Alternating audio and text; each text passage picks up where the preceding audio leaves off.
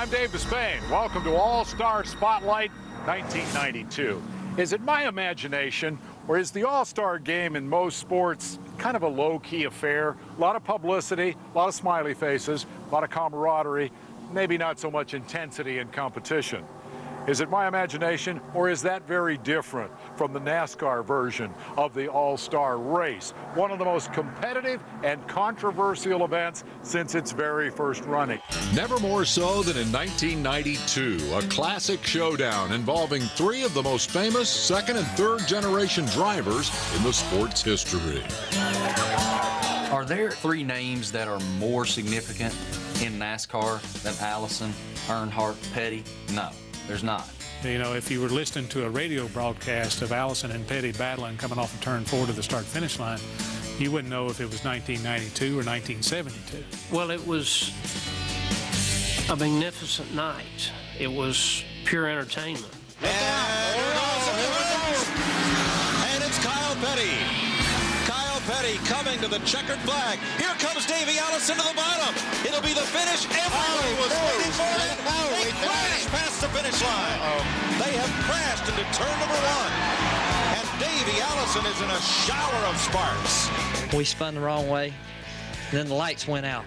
Earnhardt just kept coming, and they was clean down on the flat. And when they got to the corner, Kyle wasn't going to let off. And Dale knew that. Davey wins the race, Davey crashes. And I'm sitting down in the turn going, wow, that was fun. That was hard to watch. You know, your hero fail. For the first night race, for the race to come down like that, it was what the Winston Select is all about. Davey wins and gets turned around, never goes to victory lane, ends up in the hospital, and Kyle's all upset because he wrecked his buddy. You know, here you win the first race under the lights and everything else, and you're in the hospital instead of victory lane. I said, you know, some people do anything for publicity. He said, Uncle Donnie, I'd give anything to be in victory lane. The 1992 championship season will long be remembered as one of the greatest title fights in NASCAR history. And rising star Davey Allison was a contender from the start. Heading into the All-Star race at Charlotte, 7-time defending champion Dale Earnhardt had yet to win. Same for the King's kid, the flashy Kyle Petty, off to a rough start after an injury-shortened 91 season. Davey was hurting too. A serious crash at Bristol left him with broken ribs. Nonetheless, he had already won 3 races and was staring at a shot at the Winston Million the following weekend at Charlotte in the 600-miler. We had won a bunch of races. We were winning one week and wrecking one week. Winning one week, wrecking one week. And then by the time we got to the Winston, we figured out how to do both in one night. Coming up, bright lights, a full moon, and a great chance to see shooting stars. Bruton Smith and Humpy Wheeler were well known for making the Charlotte Motor Speedway one of the biggest spectacles in all of sport. Entertainment was their business. That didn't work. Now, thanks to Musco lighting, the All-Star race would never be the same. Months or even a couple of years before that night, people had told Bruton Smith, you're out of your mind. There's no way you can light a 1.5-mile racetrack. It's never going to happen. No way it's going to work. They're not going to be able to see. They're going to be blinded by the lights. It's not going to be bright enough. No, the fans aren't going to be able to. Television cameras aren't going to pick it up. Night racing was not prevalent back then. And, of course, you had to figure that sooner or later somebody would think to put the Winston under the lights, and it was a spectacular sight.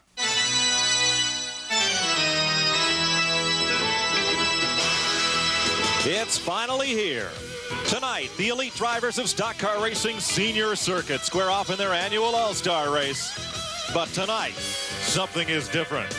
It's under the lights for pride for $1 million and the thrill of it all. It's the running of the Winston, and it's bound to be one hot night. We're seated on the roof high atop the showplace of this sport, Charlotte Motor Speedway, where nearly 150,000 people are streaming in here for an historic first. We expect tonight the largest single-day nighttime sporting event crowd in the world ever. Mike, I tell you what, I'm glad we've got these seats right here because there's none available anywhere. It's not only going to be one hot night, this was one hot ticket to get.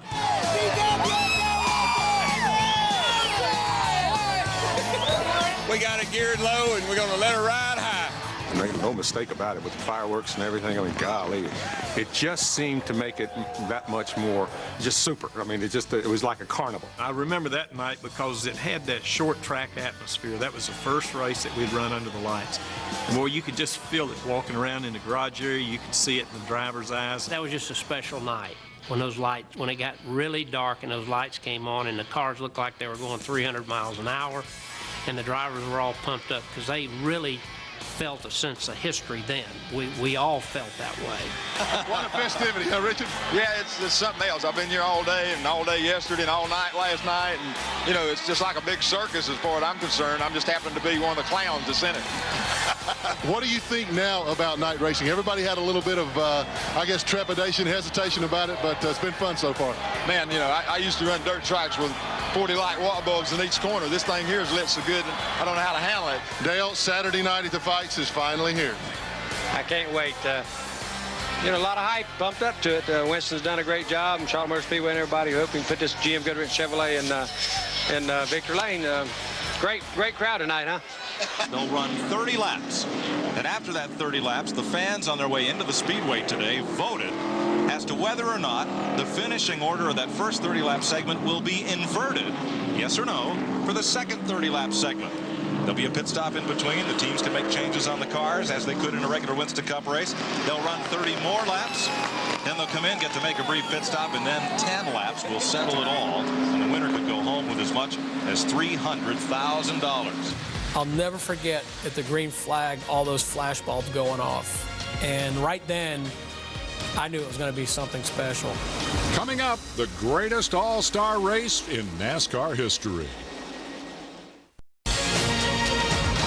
Davey Allison absolutely dominated the previous year's all-star race here at Charlotte. And so, for 92, they brought back the same car, that trusty Ford Thunderbird that Robert Yates Racing had nicknamed 007.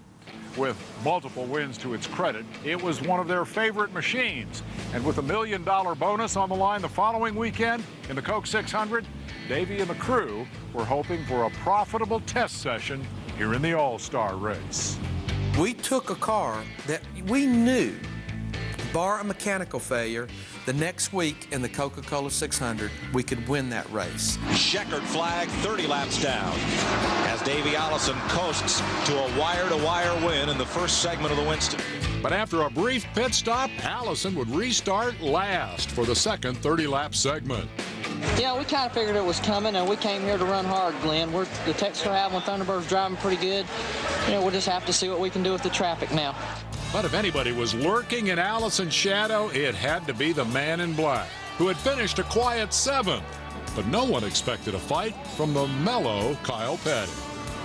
Davey Allison, Rusty Wallace, and Bill Elliott trying to climb up through, but look at the traffic jam ahead. And here's Kyle right up alongside Earnhardt. Ooh, they get together. And Earnhardt almost got up into the wall. Kyle Petty to the lead. And Richard Petty coming right in behind him. Richard got around Dale.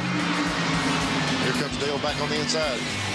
Petty coasted to a convincing victory and suddenly looked like a serious contender. What'd you do to the car to make it better? We just made a spring adjustment in the right rear and knocked some spoiler out of it. It wasn't quite as good as it was the first segment, but we didn't really have to race nobody the first segment. That makes a difference. So we got to race them now for 10 laps, and we'll see what we got. You think you got enough for them? I don't know. There's some strong cars up there in them top 5 slots. The title card was set. 3 heavyweights about to collide in a 10-round fight. One of NASCAR's greatest finishes just minutes away. It looked like a 3-car race as the final 10 laps in the 92 All-Star race were about to begin. Allison was the pre-race favorite, had dominated the first 30. Petty, the underdog, breezed to victory in the second segment. And Earnhardt, well, a Saturday night shootout is exactly what made the Intimidator famous. I thought before the race, before that 10 laps started, I said, something's going to happen. These guys are too charged up. Green flag, 10 laps to decide bragging rights for a whole year. And it's Kyle Petty, and here comes Earnhardt on the bottom. Davey, I'm going to look at this. Davey just couldn't wait any longer. He had to go for the bottom of the racetrack, and boom, goodbye. With Allison struggling to get through traffic, Kyle Petty stretched out a huge lead. Then Darrell Waltrip caused the first caution. I'll tell you what, that caution right there is a big factor because Kyle would have been tough to run down. You're a little nervous, a little concerned down here in Davey Allison's pit still. They made that chassis adjustment to try to get the car back to normal. Davey says the car still has just a little bit of a push, but it's not bad enough to bring it in and give up that all-important track position with only 7 laps left. They don't know whether he can do it or not. Davey seems to think that he can. Now, let's see how strong Kyle is in the corner if he can get away from Earnhardt. You better watch this 28. I'm telling you, that car is accelerating. Earnhardt took the lead around Kyle, but there comes the 28 up the inside like a rocket. With nobody to draft with, he's going to pop up into second place. White flag, 1 lap to go. He's going to get a shot at him. Kyle Petty is there. He is just a car length back of Earnhardt. Davey Allison coming up, but I don't think will be a factor. Kyle just hauls it off the corner. He's got the inside. He's up to Earnhardt's bumper. Earnhardt takes it. The racing service down on the left part of the racetrack. And it's Kyle Petty. Kyle Petty coming to the checkered flag. Here comes Davey Allison to the bottom. It'll be the finish everybody was waiting for. They crashed past the finish line. They have crashed into turn number 1. And Davey Allison is in a shower of sparks. He won the race, but he sure paid the price for it. What a finish, Mike. I'm telling you. The lead swapped 3 times on the last quarter mile of the racetrack. Unbelievable. Dale, there's been some exciting finishes in this race, none more so than this one. What happened up there between you and Kyle, and what else did you see? Well, it didn't much happen between Kyle and I. I think it happened between Dave and them. We pushed just a bit off, too, and Kyle got his nose under us. And, you know, that's all it was. I tried to hold him down the back straightaway. We went in 3 down there. He just took a little more than I wanted to give, and that's all it was to it. He run me all the way to the inside back there, but that's just racing. And when we got to the corner, we just had a terrible angle at the corner. We had to run down across the flat, then back up on the racetrack. And when we tried to turn, then he turned, and I got out from under him. I thought Earnhardt was going to win the race.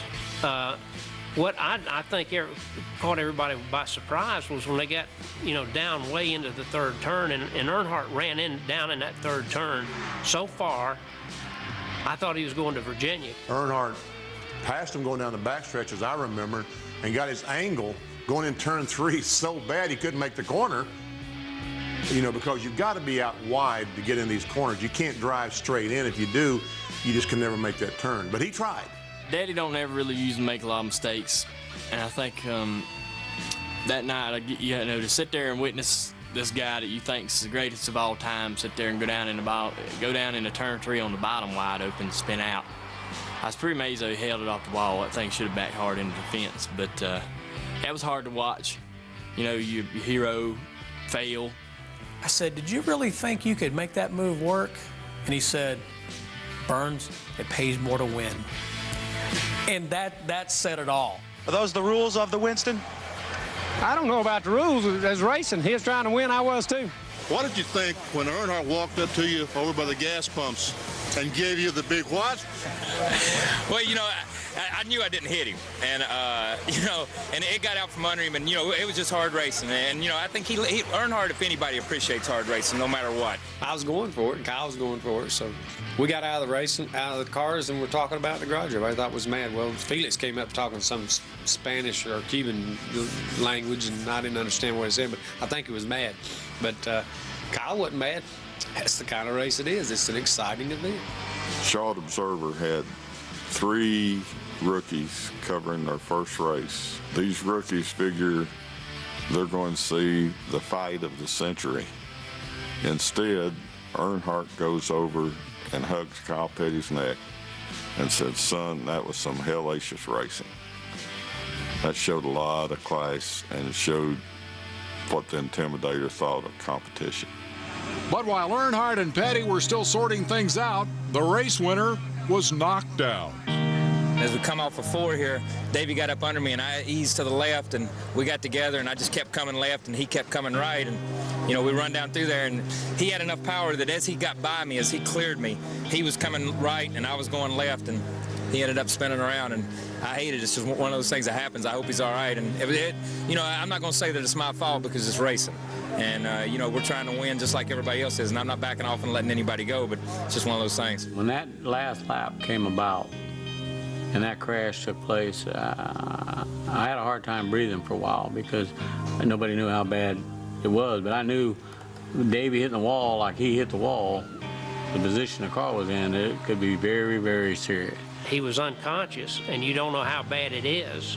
And there was the biggest hush I've ever heard at any speedway was during that period of time when nobody knew what was going on in that 28 car. In a crash that severe, some really bad things can happen, so we're worried about that. And here, like I say, Davey should have been in victory lane, instead he's in the hospital in Charlotte. So it was a whole batch of all those emotions all stirred together in another big pot. I'll never forget standing there by Victory Circle at the Charlotte Motor Speedway and the helicopter carrying Davey Allison to the hospital flying overhead. I said, what a weird shot that was, and thought that was. He should be here celebrating, but there he goes. But Davey Allison was one tough little driver. 5 days later, he was ready to go again. Up next, his story when the 92 All-Star Spotlight continues. Rarely does a driver celebrate a victory in the hospital, but that's exactly what Davey Allison did in '92. It was a very eerie victory lane for one of the greatest finishes in NASCAR history. But 5 days later, there was Davey in that same spot, reliving every moment. Going down that back straightaway, when Dale went to the bottom to block Kyle, I knew when we got to turn 3, them two guys were going to run out of room, and I said, all right, if I can miss this wreck, we're going to win this race. We missed that one, but we got another one. And it's Kyle Petty. Kyle Petty coming to the checkered flag. Here comes Davey Allison to the bottom. It'll be the finish everybody was waiting for. They crashed past the finish line. They have crashed into turn number 1. And Davey Allison is in a shower of sparks. He won the race, but he sure paid the price for it. Davey had the line, and Davey was coming. And, you know, you try to block somebody as much as you can, but you try to be fair about it, too. And he got a nose up under me, and we got together a little bit coming off before. Well, I remember the whole race, all the way up till we crossed the finish line and 2 cars touched, and we spun the wrong way. And then the lights went out. The next thing I remember, I was down here in the infield care center. You know, I think that's one of those deals. As you come to the line, you see the line, you're racing as hard, and as soon as you get to the line, you relax because the race is over with. And I think we both relaxed, and when we relaxed, I got into the side of him, and he spun and hit the wall and spent the night in the hospital, and that's no way to win the Winston. And that's just the way it goes in racing sometimes. Sometimes everything goes your way, and sometimes little things don't. And sometimes those little things turn out to be big things. In this case, it was a big bang. We all ran down there, and I can remember jumping up on the hood of the car and looking through the windshield, and Davey was kind of slumped over. And I'm thinking, my gosh, is he going to be okay? But then he kind of looked up, but you could tell the phone was ringing, but no one was home. I remember very vaguely seeing the expression on Larry McReynolds' face, and I think I was more giving me the thumbs up than I was giving him, just to make sure that I could do it. The way he had the expression on his face, I wasn't so sure that I was still in one piece. So we got in the ambulance. In between turn 1 and the infield care center in turn 4, Davey must have asked me 8 times what happened. And I told him, you wrecked, but you won. And his response was the same, you're kidding me. And then he'd say, well, what happened? Well, you wrecked, but you won. Well, you're kidding me. Because again, he definitely had his bell rung. You know, Kyle called Sunday night at the condo, and he was pretty shook up about it, and he kept apologizing, and I told him I didn't have any hard feelings from my end. You know, I didn't see anything that he did that was out of line or that any other Winston Cup driver, including myself, would have done, you know. I think we'd all tried to hold whoever was trying to pass us down as low as possible and crowd them as much as possible to try to slow them down, try to protect his win. And things just happen sometimes. And when they do, you go on and make the best out of it. No sense making it any worse. It was just a bad situation. I'm glad Davey won the race. Looking back on it, it was a great experience to not have Davey or Dale here at this time.